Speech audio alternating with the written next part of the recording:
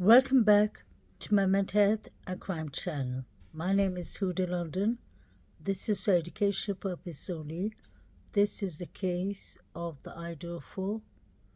May the 4 victims rest in peace, condolence to their families, and may the correct justice be served. Today I'd like to talk a bit about Xana. May she rest in peace. Xana was one of the victims that had a father who came a week earlier, the weekend earlier, to fix her door locks. I personally believe it has to be the door locks inside a room, because I believe if it's the one that they share outside the property, like the main door to come inside, then they would definitely need permission from the landlord and the other roommates, because that's a public access to come into the building. So I believe Xana asked her father to come and help her to fix her locks. Inside the residence in 1122 Kings Road, most of the houses, except one room basically in the house at the second floor, did not have a code key at the door lock. So they had the manual one, I guess. And I'm starting to wonder if that could have been Xana that asked her father to come and make her the code one. Maybe she was frightened of something.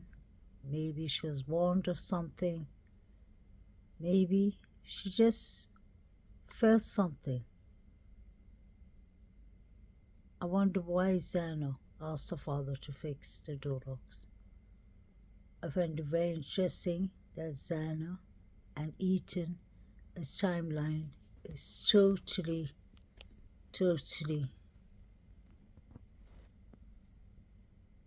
nonsense, to be honest. The reason I say nonsense is because all the 4 victims did not come home at 1:45. Maddie and Kaylee came home at 1:56, but the police insisted that they all were home before 1:45 at night. And once you get the timings wrong, the whole timeline changes automatically. Everything becomes wrong. This story has always been baffling because of the way it started and the way it's turning out to be. In the beginning, we were told that the 2 surviving roommates were sleeping at the first floor. 7 weeks later, we were told that DM and BF were sleeping upstairs on the second floor. Or DM was sleeping up on the second floor and BF was sleeping in a room in the first floor. Why were we not told from the very beginning that DM was actually sleeping on the second floor and not the first floor? Then you have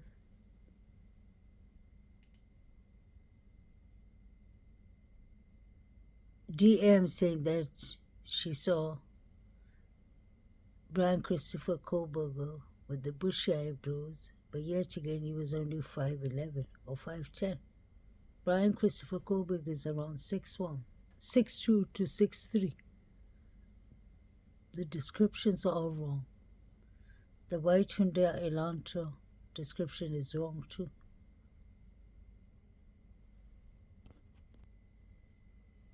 So if Xana had issues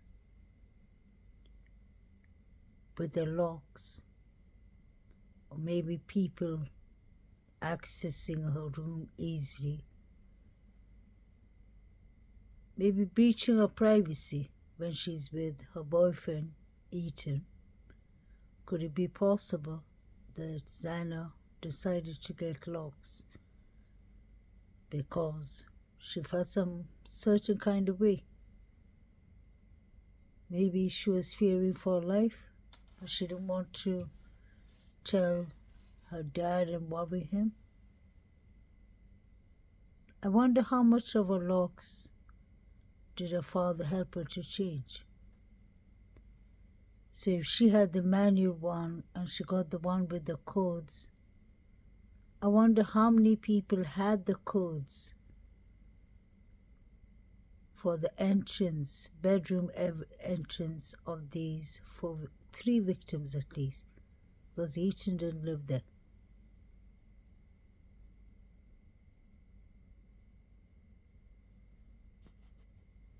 Then you have the fact that Xana Kanoodle, his father, is saying that he spoke to her at midnight and she was at home.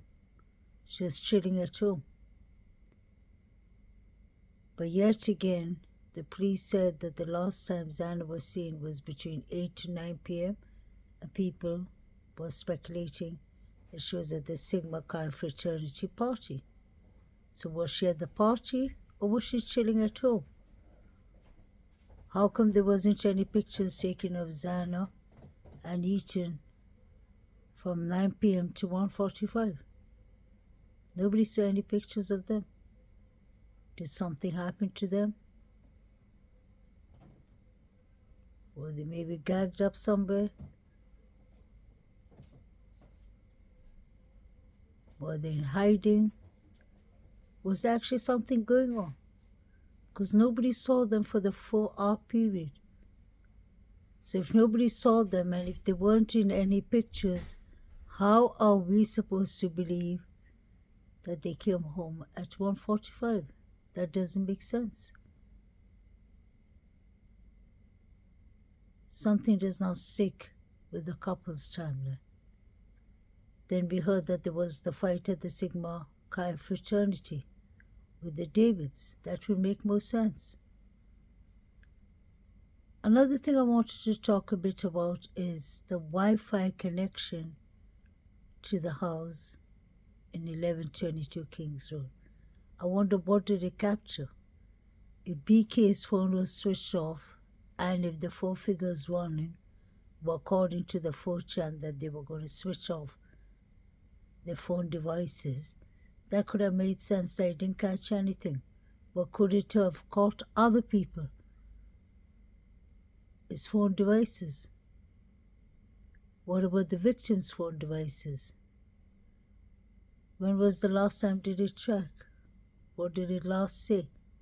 Because let's not forget, Kaylee Gongalves apparently is LinkedIn account was logged off 13 hours after the unalivings. So who had these victims' phone device? Was Kaylee's phone device ever found? Was the other 3 victims' phone device found? There was just so much happening in the beginning that made me believe right up to today that the fraternities and possibly the sororities could be involved in this. Involvement means even by knowing something and by not calling out for police assistance or anything. Saving lives.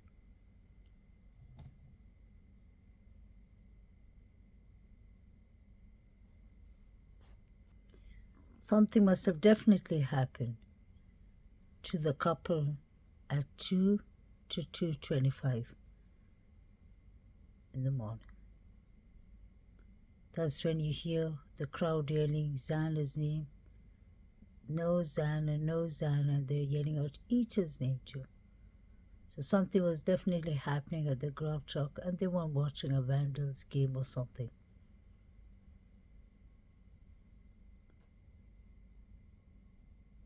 At 2:54 a.m., you can hear a female yelling, "Stop it, stop." It comes clearly on the police webcam at Taylor Avenue. Who was yelling, "Stop and stop"? Could it have been Kaylee, Maddie, or Xana? How did Maddie's jacket land there, where it landed?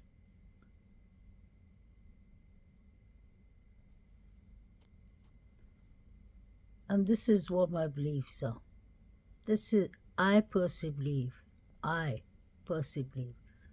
that this is an inside job. By inside job, what I mean is somebody was waiting for the girls and the victims inside the house. Somebody inside one of the surviving rooms knew what was going on. Inside job could be meaning anything, that someone in the inside was giving out information to the people on the outside.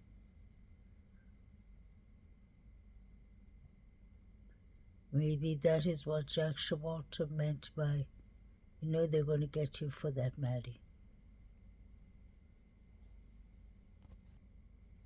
It had to be targeted because 4 people were unalived and there were 2 surviving roommates. I wonder why.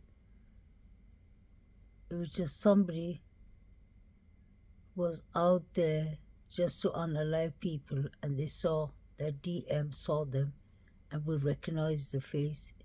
It would have been easier for them to unalive DM too.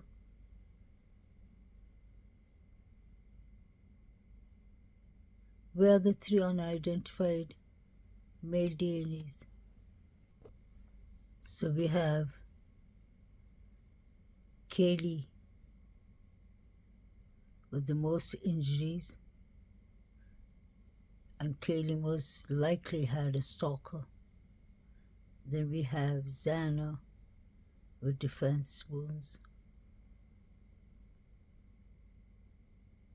I wonder if Xana and Kaylee were the target. It would make sense, 1 target from each floor. Let me know what y'all think, guys. Have a lovely evening. Bye.